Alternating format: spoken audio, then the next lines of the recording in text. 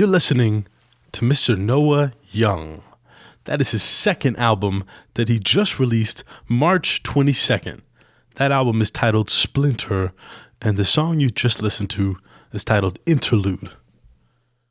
Noah and I sat down in New Orleans back in February, and we talked about the release of his first single, the second single, which had just dropped by the time that we did this interview, and we kind of dissect some of the music, specifically talking about song titles and the relationship with that. We get into it, and my memory does not serve me very well under the circumstances, so we're going to play some of the music within the conversation so you can get a taste of a little bit of those songs, and you yourself can go check out the entire album, which is available on all digital platforms as of March 22nd. So right now it's available. Noah Young and I are part of the Bubble Bath Records familia, so it's an incredible honor to be able to hang with Noah through Bubble Bath. And of course, I'm going to include Bubble Bath's website as well as Noah's links so you can check out all of Noah's music and keep up with everything happening in the New Orleans area and when he's on the road with Naughty Professor or under his own name. But for now, I appreciate y'all listening. Please hit that subscribe button. Recommend this to a friend if you enjoy it, and definitely come back for more. Let's get to this interview. Please help me welcome Mr. Noah Young.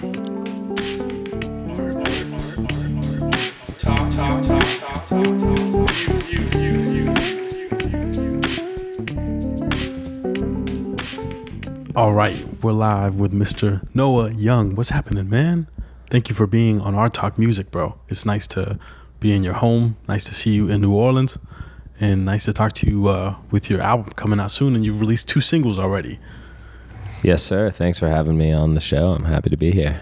Man, it's awesome to be in New Orleans and on a rainy day, nonetheless, which is definitely interesting with the smell of the city. But I love it, man. Tell me about how things have been recently, man. You just released your second single, right? Yeah, just last Friday, February 15th, I put out the second single from my new record which is coming out March 22nd. It'll be my second record.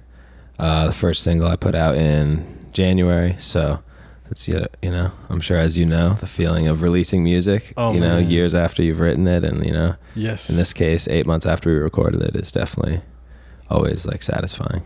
That's awesome. So I think it turned out well. I'm very happy with it. Oh, man.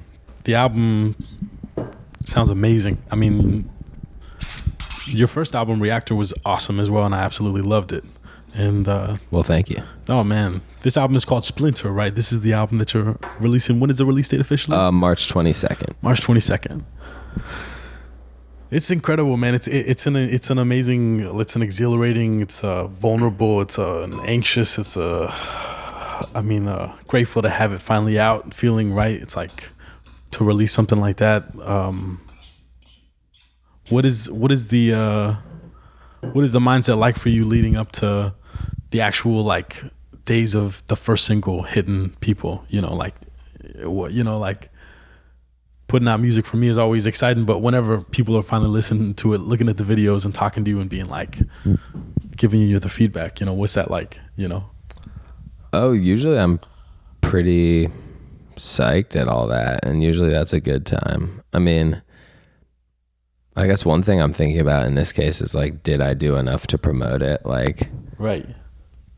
Are people going to hear this? I mean, I'm not really that worried about it because I know it's like, right. It's not really my area of expertise, But man, we all as artists worry about that shit for sure. Yeah. But no, for the most part, I'm happy about it. Yeah. Sometimes I'm a little, what's the word? I just think some of my song names are like pretty dumb sometimes. So sometimes like saying it for the first time, like on the radio, or like having to admit that that's what I settled on for a name, sometimes it's a little embarrassing, but usually playing the music is something I feel good about, Man, name titles are such a fucked up thing because, especially for instrumental music. Oh my goodness. Yeah. It's like, it's between like what is your inspiration, and at least for me, because I rename my songs so many times, like I'll like almost put my song on a loop, or just even put the harmony of the song on the loop, and then just like be like, what is the vibe of it? You know, what is it like? Give out to me. You know, what is? Well, all right, so we'll start with Splinter. What is that? You know, how did you come on that name? What is that inspiration for that song? Oh wow. This is kind of a random ass story, actually. I'm trying to remember. So I'd written this song for Naughty Professor, and that was like similar to Splinter in that it was like in the same kind of like harmonic mode or whatever, like a Phrygian mode, and was also like in the 5/4 time signature, to get all nerdy on all the podcast listeners out there. But and that song, like, and Naughty Professor has a history of like really struggling to name songs, and like playing a song for 2 years, and then it's like we finally record it and we're like, fuck, now we actually have to name it. Like, what is the name going to be? And you know, it's just like, it's a whole thing. And so like sometime recently I've found some like luck in like, you know, naming some stuff after like whatever character in a movie or phrase or like whatever. And so for whatever reason I was thinking about I think the song was just like shreddy, and I was like, maybe when I first wrote it in like Logic, I just saved it as like Shredder or something like that. And then I was like, okay, that's stupid. And then I looked up and then I was thinking about Shredder, like Teenage Mutant Ninja Turtles. And then so I typed that into Google, and I think like, or somehow a Japanese translation of that came up, which was Orokusaki. And so that's what we ended up naming the song, which is like so stupid, but whatever, it stuck. And so then I was thinking about Shredder, which got me to thinking about Splinter, which is the, you know, another character in Teenage Mutant Ninja Turtles. Yes. Yeah. So I think that's how I came on that. That's name. A pretty badass name. I actually think it's one of the better ones. I'm not so embarrassed about that one.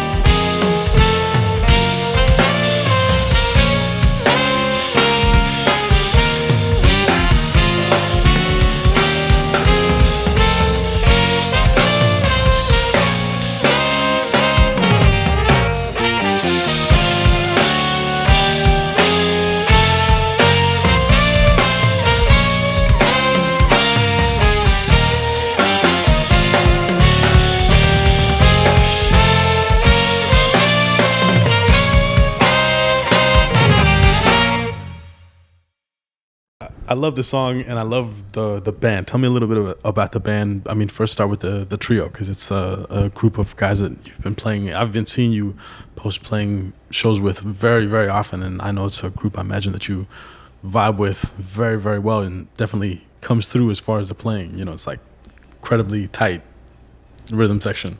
Of course, Max as well, but I know that the trio is kind of the home base, so start there, Yeah. So I've been doing this project for about 4 or maybe even 5 years at this point, which is wild to me.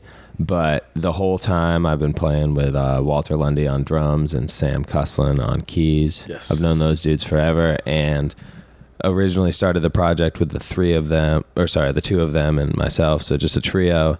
And then just with I think the first gig we got was a 4-hour gig, and I was like, oh shit, we don't have enough music, so like we should get someone else to play with us so they can solo on every song, Yes. So then I got Danny able to play guitar. Nice. And then I was like, oh wow, this is amazing, like playing with 4 people is great. So then it was a quartet for a while, and then gradually got bigger and bigger, and now I've got like a full 6-piece band with trumpet, sax, guitar, keys, bass, and drums. Is like the full band, which I call Noah Young Band.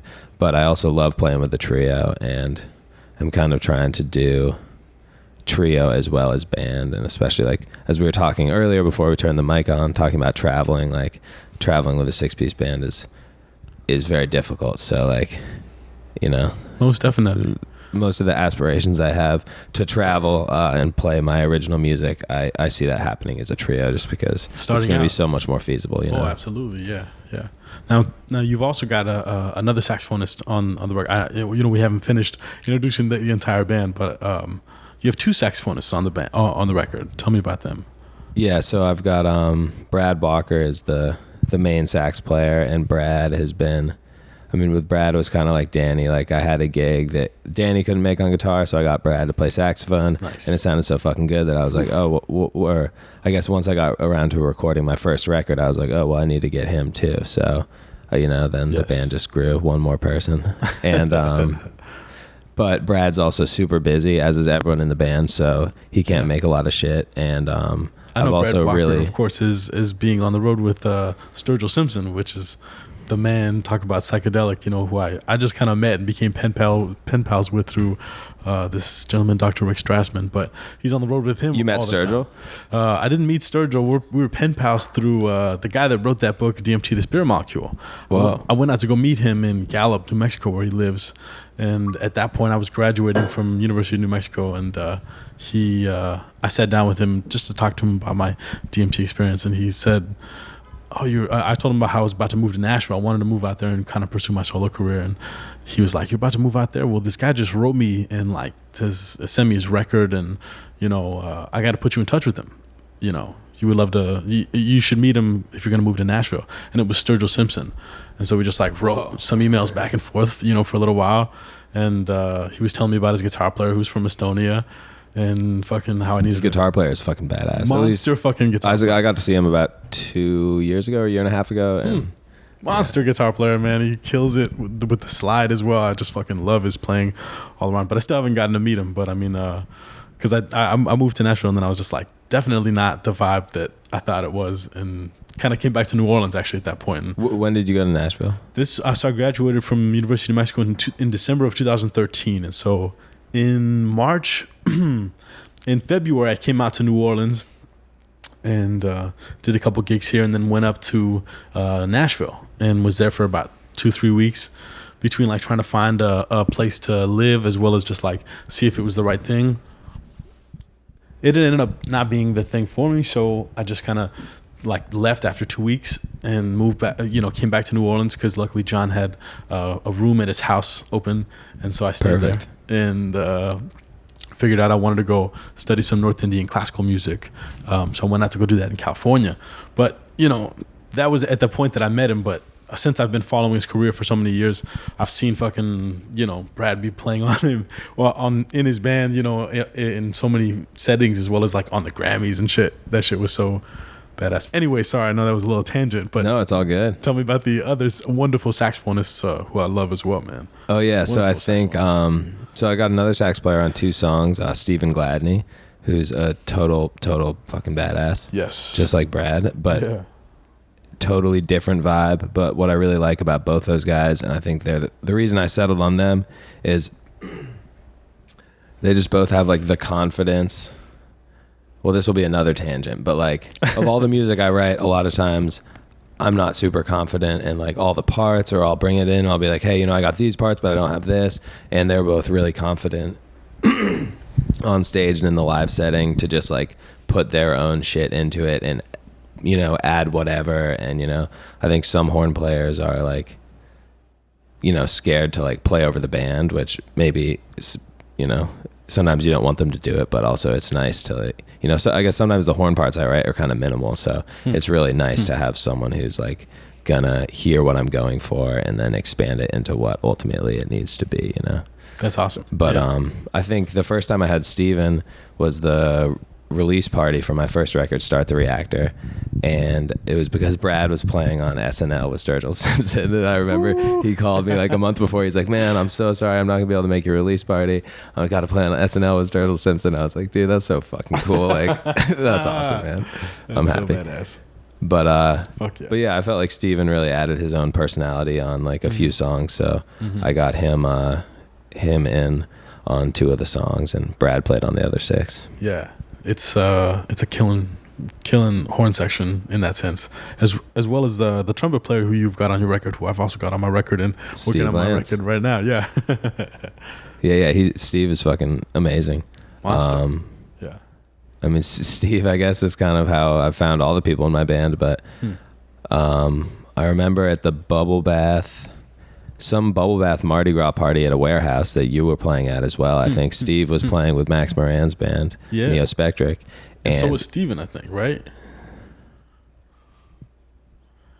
I think Steven had played with me, but Max played super late night. Steve, and I remember you're right. a bunch of his band members maybe left, I think. So he just had a quartet. Oh, yeah. But it was like him, John, I think Alfred, and Steve Lance. Gotcha. And I remember just hearing Steve on that shit. And I never had a trumpet player play with my band, always just like a tenor sax.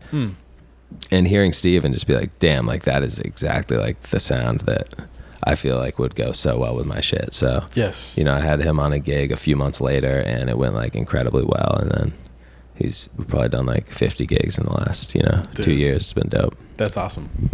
Yeah, he's tremendous and got such a personality on the horn, as well as I know that I know for at least for what you're telling me now about the kind of skeleton idea of what you give the horn players. But Steve's written the horn parts for my first album, and he's writing them for my next album. And his sensibility of just how he hears what the trumpet can do, as well as playing in Max's setting, because John brought Max's band out, and his band out, which was Juan Tigre.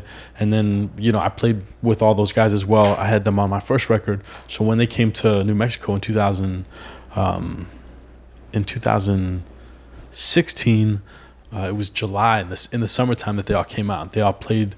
We did like a trio show of just like they played a bunch of shows through the jazz festival, as well as dope. They played a show on I think it was like July 29th for my single release, before I'd released my record with Bubble Bath and stuff.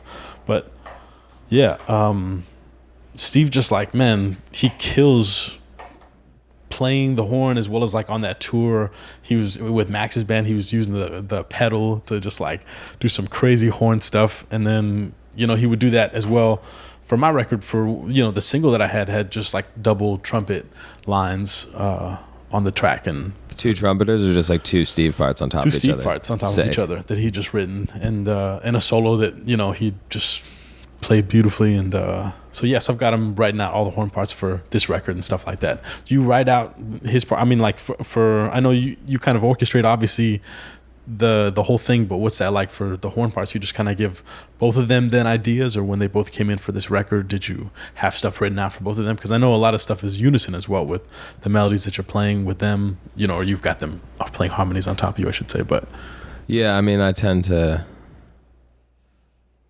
I feel confident writing like unison lines, but as far as like harmonies go, that's never like something I've delved too much into. Yeah. And on this record, I actually tried to, and there are a few songs where I wrote some 2-part harmonies that I think actually made it onto the record. And then there's some other stuff I wrote that they changed because, you know, I would always say like, look, like this is what I thought might be cool, but please, like, feel free to do something else if you think it's more cool. Right. So yeah, I usually write like a melody, and then that's one thing I should probably work on as far as like writing for 2 horns is like utilizing having 2 different horns instead of just writing like one part. But they do a good job of, you know, harmonizing when it's appropriate or, you know, arranging it like the way it needs to be. And they definitely like wrote a few like choice little like additions to some of the lines I'd written in the studio, which, you know, especially on this last song I just released last week, 6 Million Ways to Die.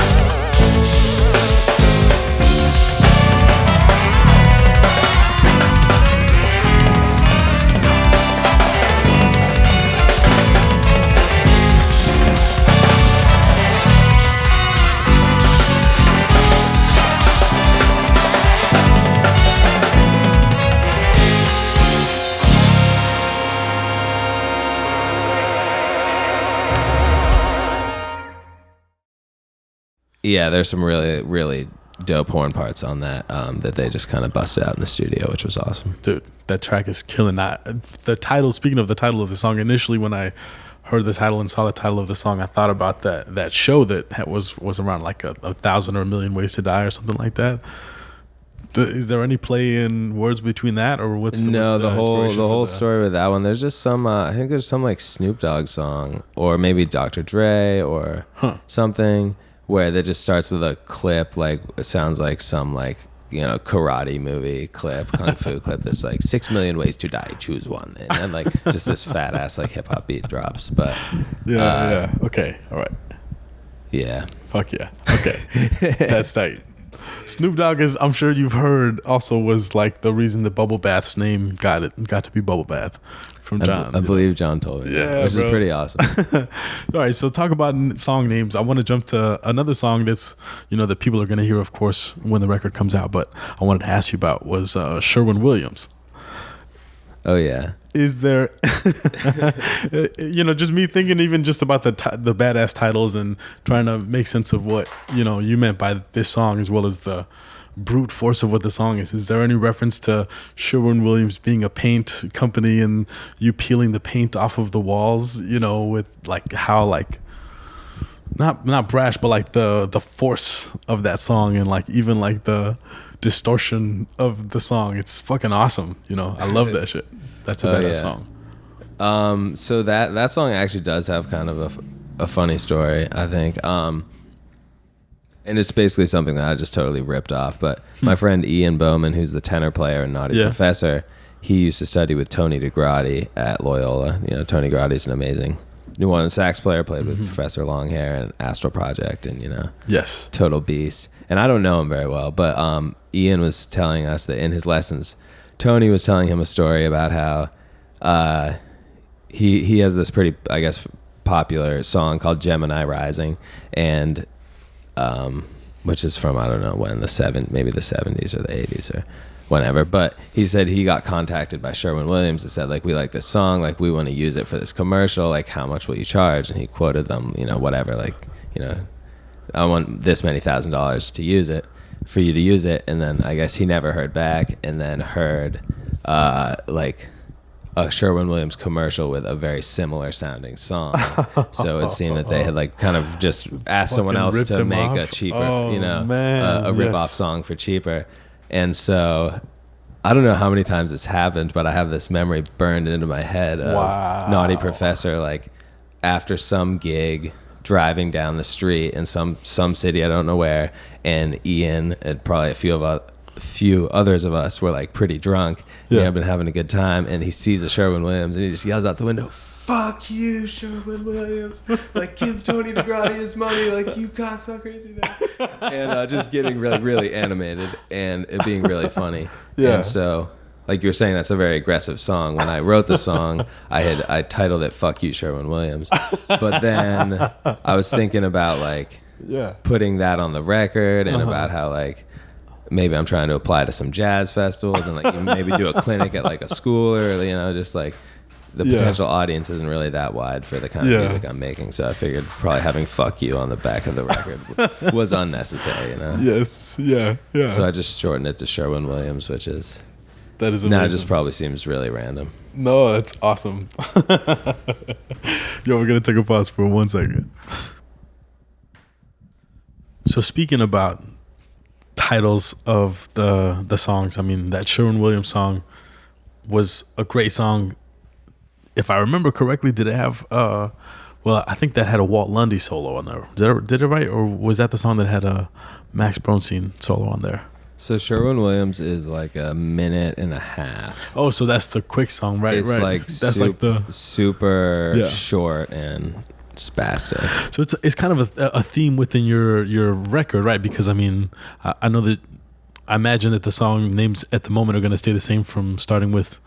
I don't know if it's going to be in this order, but you've got a song called Interlude, you've got a song called Theme, and Testify, which for me was my favorite song because it's got a monster bass solo in it. You know, fuck yeah, that shit's killing. And I don't know if that's gonna be at the end of the record, but that's pretty tight. If that's the order. I fucking I love that. You just like save it for the end just to be like, Fuck yeah. Yeah, and that That's actually killing. that features Chris Severin, who was been somewhat of a Monster. mentor to me. I Oh wow. took Yeah. a bunch of lessons with him about a year after I'd moved to New Orleans. Like not at school or anything, but I just met this dude at Loyola who like had grown up here and went to Noka, and he was like, "Look, man, like you should like check this dude out." So I remember that was actually before I had a car. I just moved off campus, and I biked from like basically like I was telling you, Tipitina's to like the fairgrounds with my bass on my back to like take a lesson from him, and showed up like covered in sweat. It was pretty sweet. Jesus. It's like a 30-minute ride, right? But Jeez. yeah, it took a minute. But he's a dude that I've who's taught me a lot, and so I'd have this idea like write a song, with 2 bass parts and try and get him to play with me. So Got that you. I was able to do that and get him in the studio, and so the most monstrous bass playing is coming from him, but we're doing like a trading thing where he's going first, I'm going second. Gotcha. So yeah, I'm pretty happy with how that one turned out too. That was really fun. Killing song. Yes. And Alfred's on that one too. So I had double drums, drums. double bass, excuse me, Fuck which yes. I was loved it. pretty fun. Dude, that's amazing. Yeah, fuckload of rhythm section. I love that shit. Yeah. I had Peter and Alfred on 2 songs of my album as well, and wanted to have double bass as well, but thought about having like electric and upright, That's a vibe for sure. that would be fucking tight as well. But Chris Evan is an absolute monster. And he plays 7 strings, so especially that helped for him to have that kind of upper register, if there are going to be 2 basses, because it is hard to do 2 basses and Right. have it sound like anything, Right. He's such a monster, man. I had the pleasure of getting to have him on one of my gigs. I was like playing Really? a bunch over at the Fuck Hyatt yeah. Regency, and like I'd known him and seen him like a long time ago, and sat in on the gig where I got to like play next to him. So I'd always known about him and always wanted to play with him. So I finally got him to do a gig, and man, talk about just like having someone just like watch you do your thing, and then just like solo and just be like, oh, is this what you were trying to do? Just like, just like literally just like doing circles around me, just being like, let me show you how it's done. It's just like, he's an intense player. oh, and it was great because Peter was on the gig as well, who studied with him in Noka, and like, Yeah. the relationship of it was such a school. It was awesome and an honor to fucking have him on. An opportunity. It was a teacher. It was a lesson for me. You know what I'm saying? Absolutely. Every time. It's like fucking an honor for me to like, be able to feed him a little bit of money and put some money in his pocket and be like, thank you for your time. Yeah. So I took some lessons from him before we recorded this song, which is something I've been meaning to go back and do forever. But I was kind of like, hey, let me show you this song. Also, like, I want to take a lesson. And I was just asked him, I was like, all right, so like, what would you play over this song? Like, show me some cool shit, because if we're going to record on this together, I don't want to sound like an idiot. fuck yeah. So That's it awesome. was a good experience. All right. So speaking about stringed players, tell me about the guitar player on the record. So the guitar player is my boy, Max Bronstein. Max I've known forever. We grew up in Vermont together. No shit. Okay. Played t-ball together, so Wow. I think like our parents probably knew each other. Well, actually, I don't know if we met through that or just from like school when we were like 5 or whatever. But Wow. and he's always been an incredible player. We played a bunch of music as kids. There was when we were like 12, and he's a year younger than me, so I guess like 12 and 11, we were playing in this blues band with like a few like 40-year-old dudes and like this other chick that was our age. I was playing drums and he was playing keyboards. And a few years later, like I found myself playing bass and he had been playing guitar. And then we were in a bunch of different bands together, like in high school. And he'd went to McGill for a year in Montreal, and then moved back to Vermont, was playing music in Vermont for a while, and I was in New Orleans. And every time I'd go back to Vermont, I'd tell my friends like, dude, New Orleans is so fucking cool, like this is happening, that's happening, and I mean, not trying to rub it in, but more just be like, yo, you gotta come fucking check out what's happening. So he had came to visit once, actually, like when I'd first moved here, and then I talked to him I guess in 2016, and he said he was like thinking about actually coming down, and I was super psyched because I'd been here for like 6 years at that point, and got him on some gigs, got him to come down and visit again and kind of see the scene, and like then he moved down here in maybe the end of 2016, I think. So Nice. he's been here like 2 years. That's awesome. Which has been dope. And so, I'd had Danny Abel on my first record, and Danny's the fucking man. The man. Because he's the one man. of my favorite guitar players in town. Yeah. Because he's the man. Tank and the Bangers got him to be their guitar player. So this last year he was like insanely busy, and so I got Max on a bunch of shit, and Danny was out of town for the whole set of dates. I like had to do the recording, so got Max to do the whole record, and then Beautiful, man. Yeah. they're kind of both in the band at this point. Yes. Like hopefully one of them's available. Double bass, double drums, double guitar. Yeah, I wanted to do that too because I had double guitar, double drums, and a single bass. But like, every one step at a time, right? All right, now tell me about Exploding Heads. Is that the song where you've got trading saxophones? Is that what I hear in there? No, that's just Steven. That's just Steven Gladney. That's just Steven. All right. Exploding Heads does have the trading drums, so that's one. I did one song with the double bass, double drums. I did 2 songs with the double drums, and Exploding Heads is the other one. So yeah, the first solo is Steven just going fucking insane with whatever effects he has, and like just doing the most evil shit on saxophone, killing it. Yes. And then after that is some trading with Alfred and Walt on drums. Yeah, that little guitar ostinato thing. Yeah, that's tight. Yes, I remember that song. Yeah, I was happy with how that one turned out. That one's like pretty they were killing pretty simple, but it's got a lot of vibe to it, I like to think.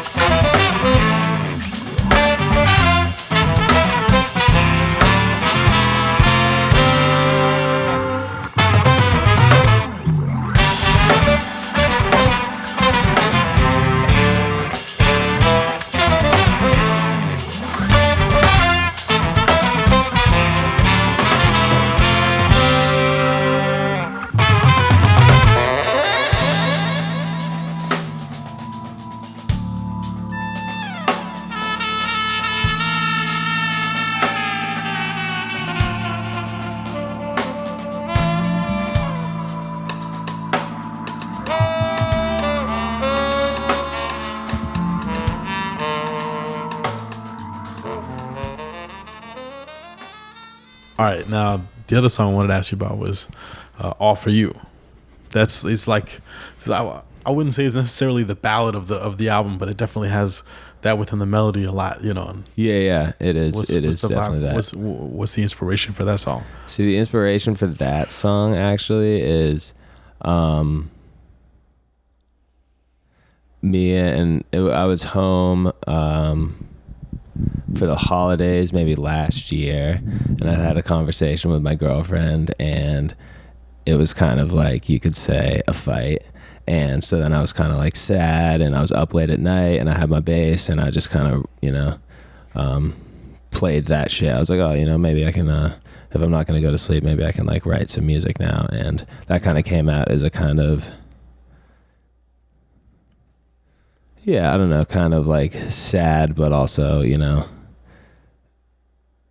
love song at the same time, Definitely sounds like a love song. And I love that, man. It's one of my favorite songs. It's a rare sentimental piece for someone who usually names his songs after like video game characters and stuff. Yeah, that's what I was gonna say as well. It's like there's got to be something more with that song title.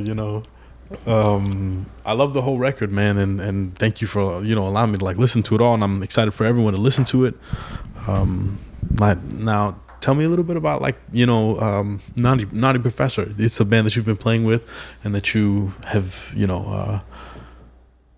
have been traveling the country and the world with. Right? Tell me about that a little bit. Yeah. So Naughty Professor is a band that has been around, I guess, for I think 8.5 years. We started less than a month after most of us moved to New Orleans. So we all kind of met at the Loyola jazz program, and we're immediately we're trying to play some shit. We're all interested in kind of playing some somewhat funky shit, and we pretty immediately started playing together. And he played a gig on campus, then ended up scoring a gig at the local Loyola Dive, the Britannia bar, which used to be called Cafe Britannia, and nice. That used to be our spot. And we've been touring for the past 5 or 6 years.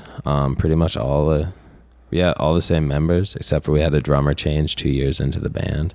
And we've gotten to do quite a lot of shit together. It's pretty wild. This last year we went to Europe, which was really cool. We did a month-long tour in Europe last summer, which was super rad. And then we had a tour opening for Tank and the Bangas and Big Frida, and we were also playing as Big Frida's backing band. And we did that for a month this fall. So last year was a super busy year for us, and that's beautiful, man. Got to do some dope shit. Now, you guys put out your last record in 2017, which, if I'm not mistaken, was recorded at the Parlor Recording Studios, right? Mostly at the Parlor. We also did 4 songs at the Music Shed. Nice. And that's definitely a different record from everything else that you guys have put out, because you guys featured a lot of singers and rappers. Tell me a little bit about that. Yeah, so that was kind of our, guest record. As an instrumental band, it seems like,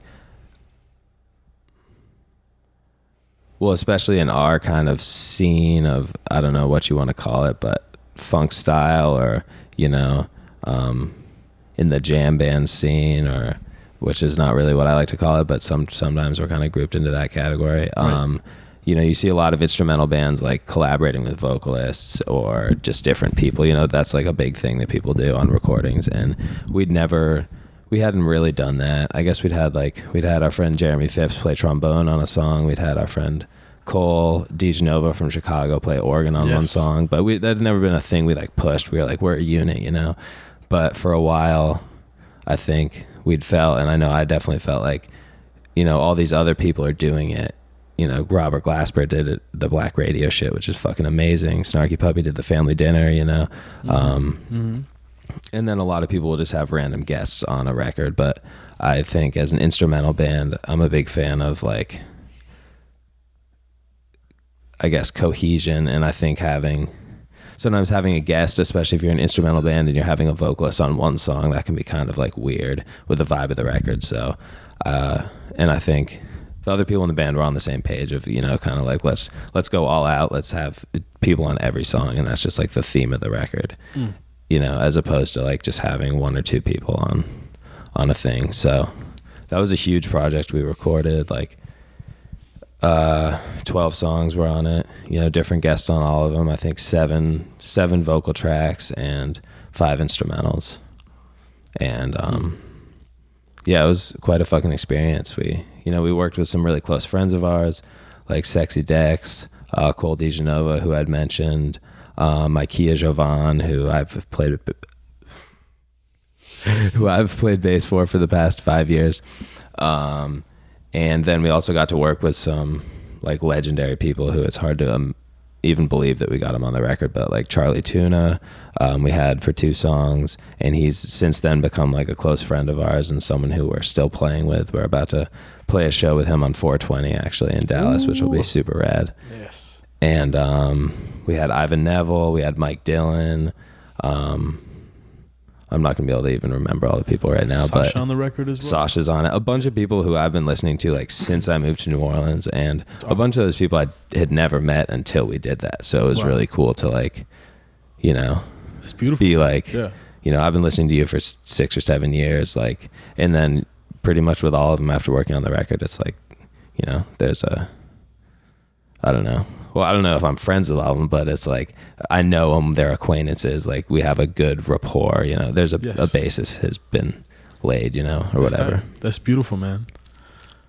And I'm excited to see, you know, what's to come of Naughty Professor, as well as what's to come of you releasing this record and stuff. I know you're talking about looking into doing a little bit of touring and festival playing and stuff like that. Tell me what that process is like a little bit. You know, it's like it's another hat putting on. It's not like much yet, but yeah, I just want to you know, apply myself to some jazz festivals around the country and see if I can get like a few gigs to fly my trio out and play some sets.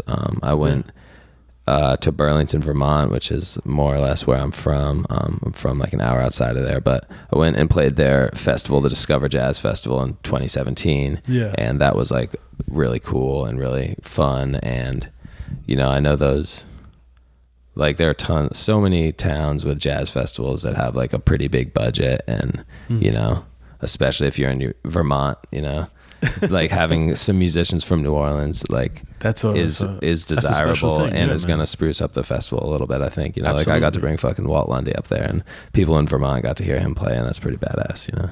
Yes. So look forward to getting that trio to New Mexico, man. We definitely got to make that happen. Yeah, I'd love to do that.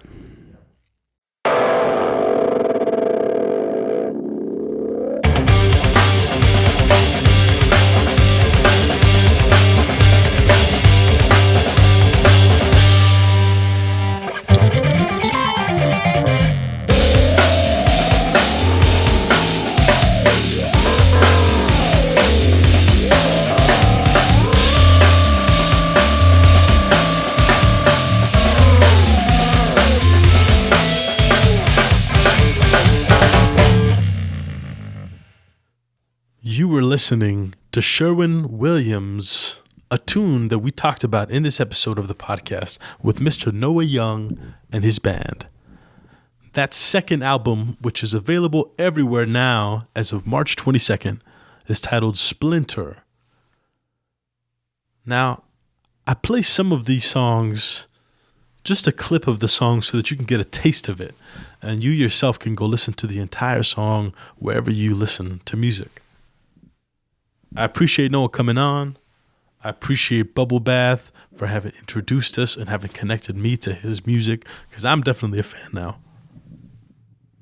Now, as always, I appreciate you listening. If you're listening to this through iTunes, please hit that subscribe button.